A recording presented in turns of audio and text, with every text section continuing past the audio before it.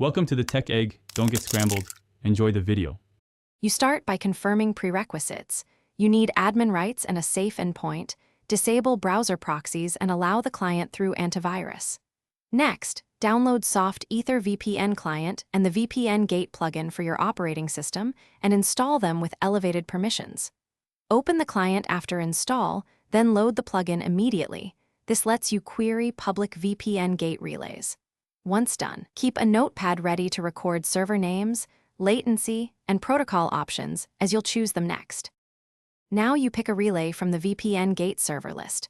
Sort by ping and uptime to prioritize stability, then check throughput to match your needs. Choose the country and protocol, OpenVPN for compatibility, L2TP for built-in OS support. Then download the provided VPN profile or copy credentials. Import that profile into Soft Ether or use Quick Connect if available. Once connected, verify your public IP and access to intended resources. If pages load slowly, switch to the next best. Finish by enabling Auto Reconnect and optionally launching the VPN client at startup to maintain persistent coverage.